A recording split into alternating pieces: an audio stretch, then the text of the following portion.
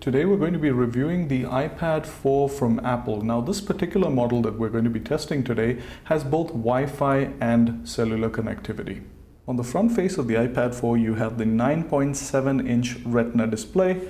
Up here you also have the front-facing camera. Down here you have Apple's standard home button. Now we're going to flip the device over, and when you flip the device over, what you see on the back of the iPad is that smooth aluminum back. Down here you have the Lightning connector port that's used to charge the device and for other connections. You also have the speakers, and right up top you have your rear facing camera and this black strip, which is usually only found on the cellular enabled models. On the left hand side you have the screen rotation lock button, your volume rockers.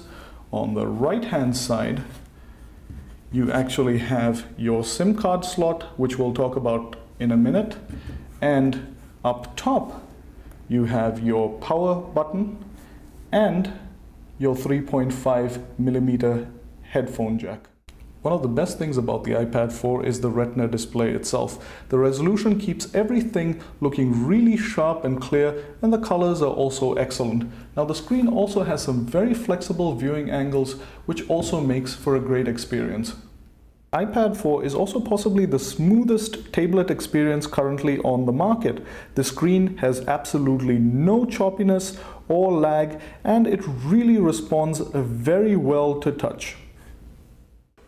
You can also see how smooth and responsive the screen is when playing games like Fruit Ninja.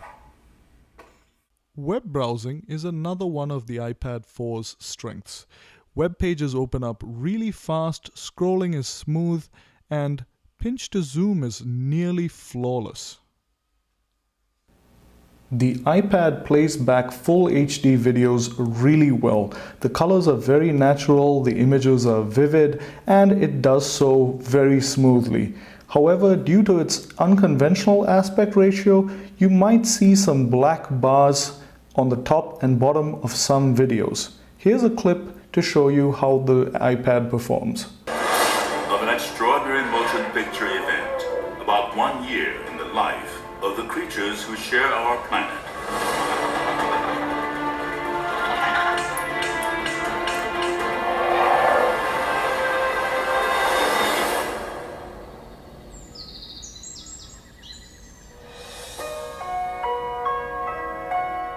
Set the volume on the iPad all the way up so you can actually hear what it sounds like. The sound is really good quality and pretty loud too.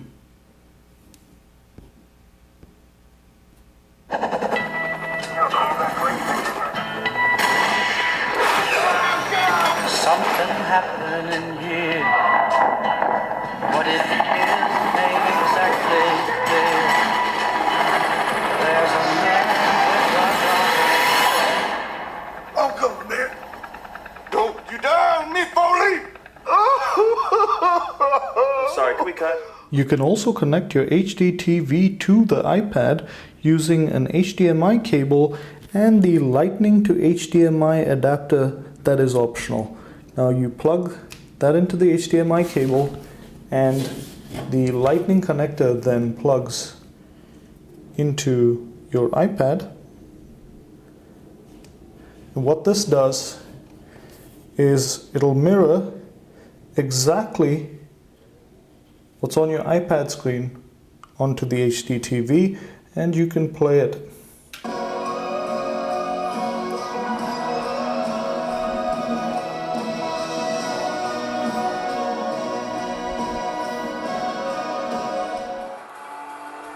The iPad is also an extremely slick gaming device. It doesn't drop any frames, has no lag, and responds very well to motion input.